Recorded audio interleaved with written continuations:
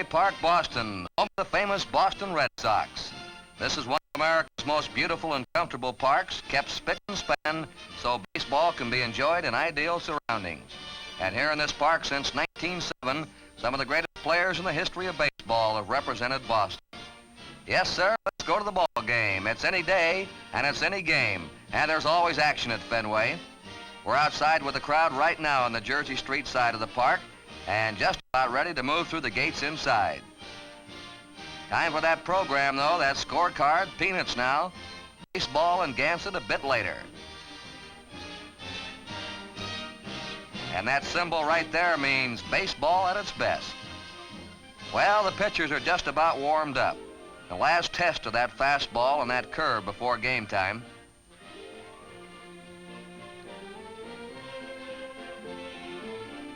And the traditional meeting at home plate before the game for the exchange of lineups and going over the ground rules. Always a thrill when the home team takes the field. Here are the Red Sox pouring out of their dugout. Play ball, that first pitch, and it's strike called right in there. One of the favorites at Fenway Park for years has been the little professor, Dom DiMaggio. Dom is one of the best leadoff men in the game. He really looks him over up there. Voted as the American League All-Star center fielder in 1951, Dom DiMaggio is one of baseball's best hitters and also best base runners.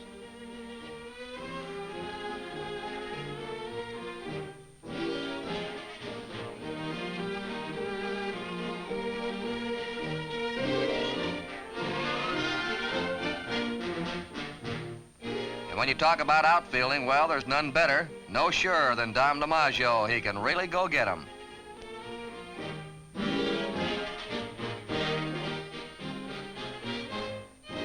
Another popular Red Soxer is Johnny Pesky. Johnny hit .313 for the Red Sox in 1951 and owns a lifetime batting average of better than 300. Watch Johnny beat out this perfect drag bunt.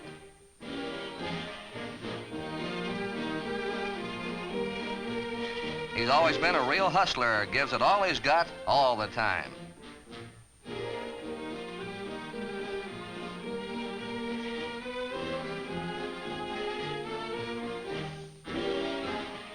You all know this next fella, it's Ted Williams, and he's on deck just itching to get up there for that good cut. Casey Stengel and Allie Reynolds are deciding how to pitch to Ted. And here's one of the game's most famous swings, copied by youngsters all over America.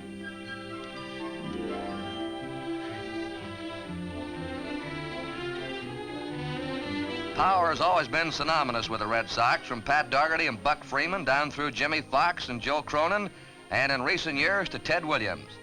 Fans have loved the home run, and they haven't been disappointed at Fenway.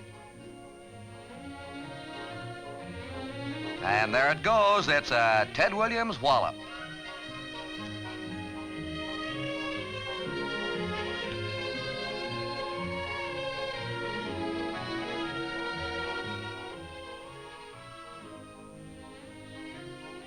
Yes, sir, when it's seat-squirming, fingernail-biting time at Fenway.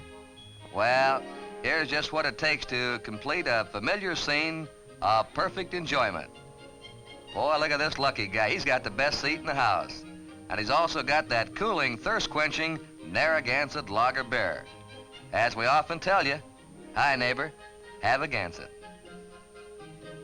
More famous for his hitting, Williams is a master patrolling the left field area at Fenway Park. Ted really knows how to play that wall.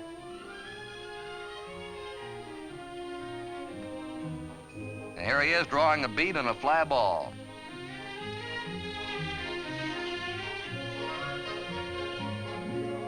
Another favorite Red Soxer, Junior Stevens, who had rough luck in '51 with a leg injury. Junior hopes to have recovered, though, and to be slamming that long ball again for the Red Sox. Not this time, though, as Stevens lifts a high cloud duster. Who's got it?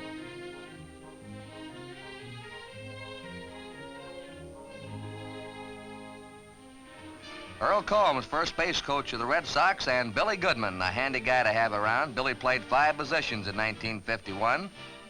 And he's that 300 hitter you like to have in your lineup.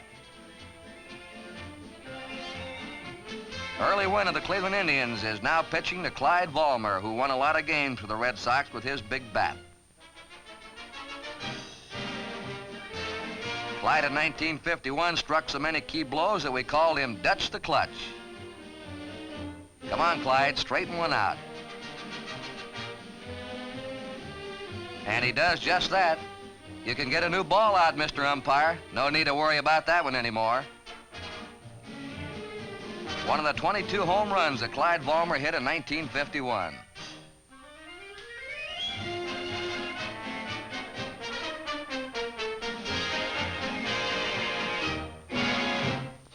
Well, who's the next hitter? Hey, wait a minute, who's this character? You can use only one bat at a time, fella.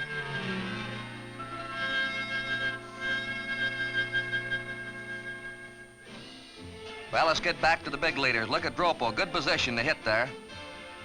Walt Dropo lining a base hit in the right field.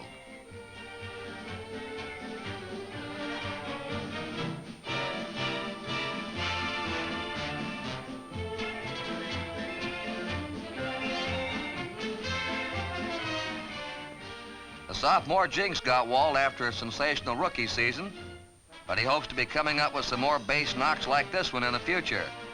There's a typical Dropo blow, a line drive off the left field wall. Incidentally, that's Don Lenhart in a Chicago uniform, and now wearing the uniform of the Boston Red Sox.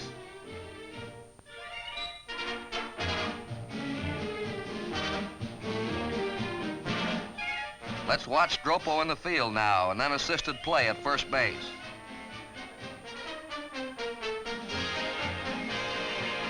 Man, he's big enough to go bear hunting with a switch.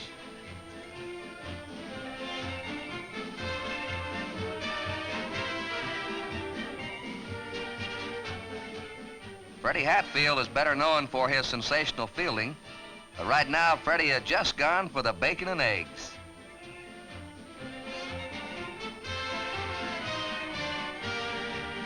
Yes, sir, he's a very happy guy. Look at the grin on that guy. Can't win without the pitching, they say, and here's a fellow who won and saved a lot of games for the Red Sox. It's Ellis Kinder, baseball's top relief pitcher. A typical Kinder delivery. Strike three, swinging to retire the side.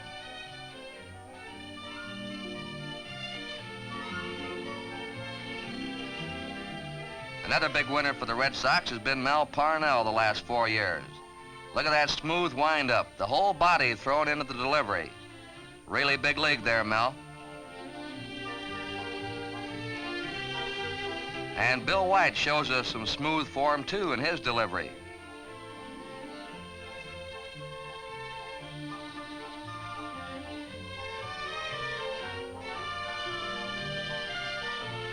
It's Ray Scarborough tossing one in. Well, so much for the pitching, and time now for a slight break in action. They always scrape the infield at the end of the 5th inning at Fenway, so the diamond will be in good order the last part of the game. And that's time for another refreshing treat of the famous beer that brings you the Red Sox on both network radio and television, famous Narragansett Lager beer, brewed in New England's largest brewery. And there's that lucky man again.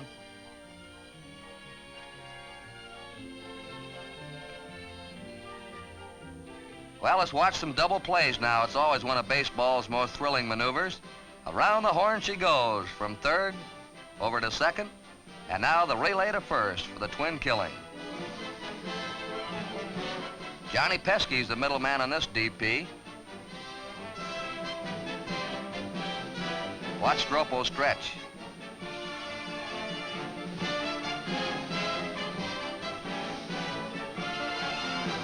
Here's Billy Goodman starting a double play.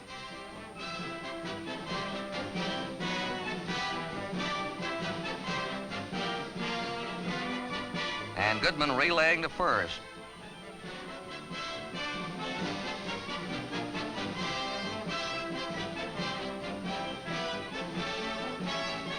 Here's quite a double play combination. Jerry Coleman and Phil Rizzuto of the Yankees. It's Coleman to Rizzuto, and watch Phil get out of the way of the incoming runner.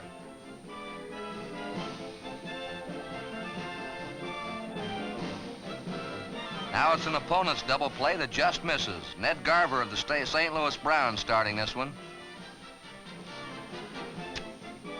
There's one out.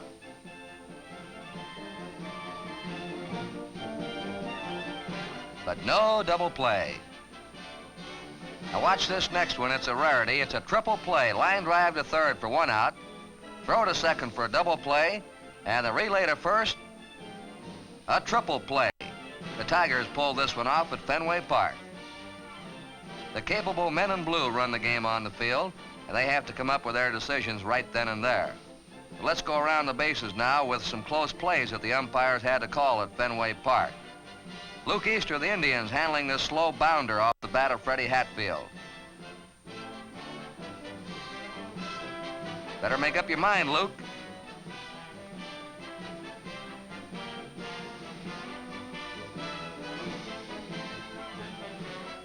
First baseman Walt Dropo to pitcher Mel Parnell this time.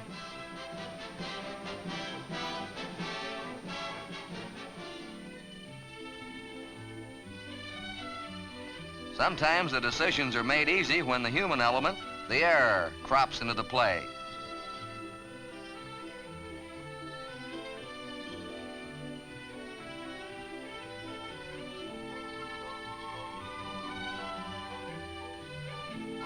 I'll bet Don Calloway of the Tigers is mad at himself over that one. Well, let's move down to the Keystone sack now. And here's Johnny Pesky sliding in just ahead of the peg.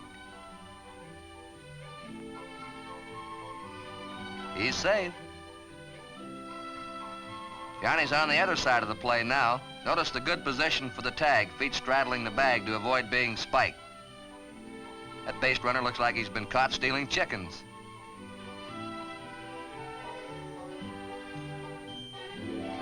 Dom DiMaggio just lined a base hit to left field. But Dom's going to try and stretch it for two. Here he comes, and he's out, but a nifty slide. Over to third base now, and here comes Freddie Hatfield barreling in as Orestes Bonoso handles the peg.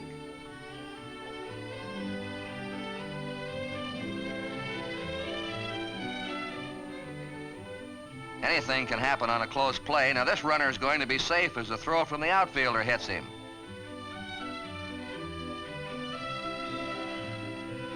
Close plays at home are always spectacular because they mean a run or an out.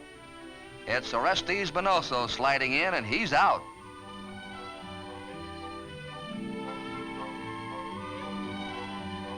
But this one's going to be a run for the Red Sox as Johnny Pesky slides across.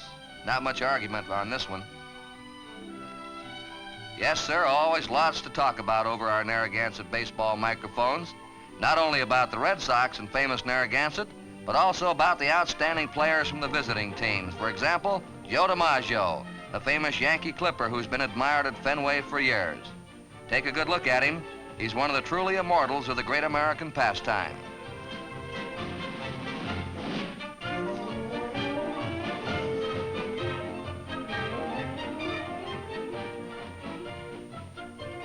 There's that famous DiMaggio grace.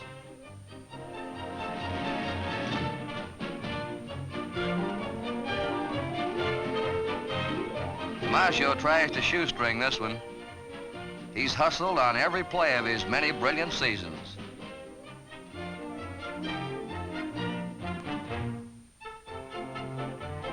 They call this man baseball's best third baseman. It's George Kell of the Tigers, and he's throwing to his teammate Jerry Pretty at second base.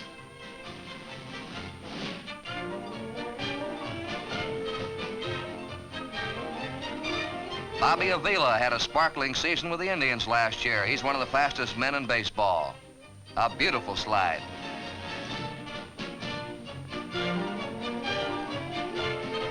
'21 game winner of the Cleveland Indians last year, early win.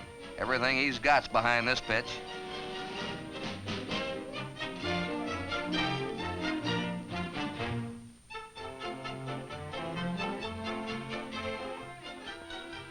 Jerry Coleman of the Yankees has been one of baseball's best defensive second basemen. He covers a lot of ground.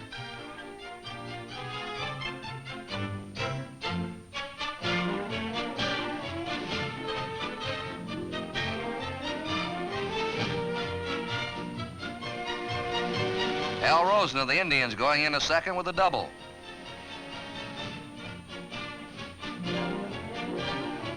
Here's a fellow that plays a mess of center field for Cleveland. It's Larry Doby.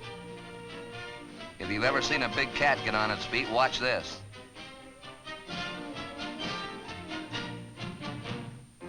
Well, maybe your grandpa saw this fellow pitch. He still got it, though.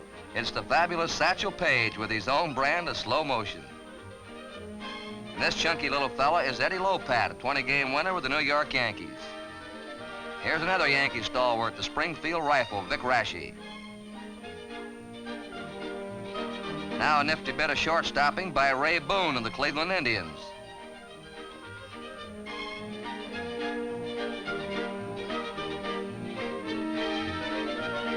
One of the spunkiest players in the American League is Nelson Fox of the White Sox. This is one moment, though, when he wasn't too happy.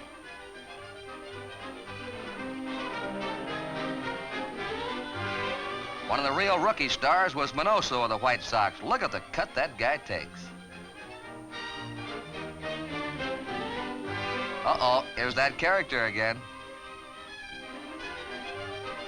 Guy looks like he's made out of rubber.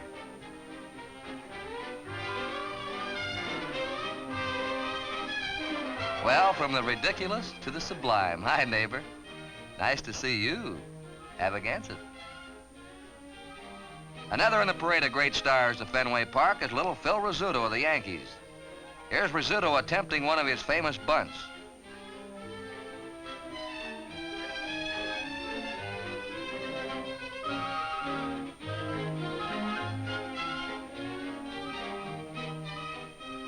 Let's get those Narragansett television cameras focused on some of the highlight plays we saw last year. You know, the left field wall looks easy to play at Fenway Park, but it can really be trouble, as Hank Bauer of the Yankees finds out on this carom. That's Joe DiMaggio backing him up.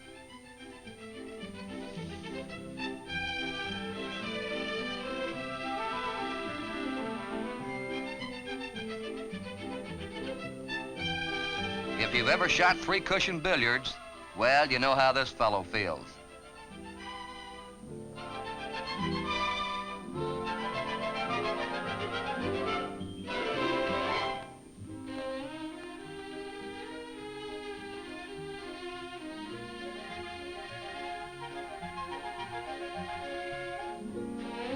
Now let's watch a perfect play on a carom off the wall by Dom DiMaggio.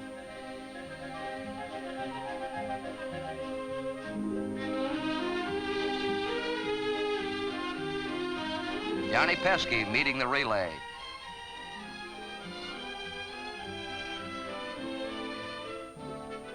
Watch this pickup. Jerry Coleman covering more ground than a circus tent.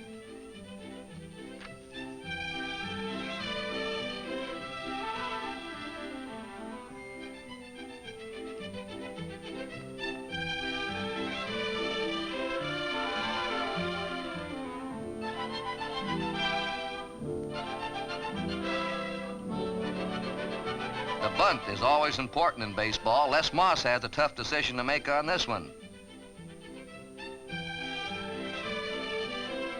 Ken Holcomb, number 34, just laid that ball down.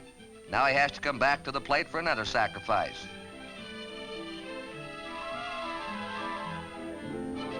Leo Kiley of the Red Sox fielding it, and Big Waldropo decides he better get out of the way. And that's Billy Goodman receiving the throw at first.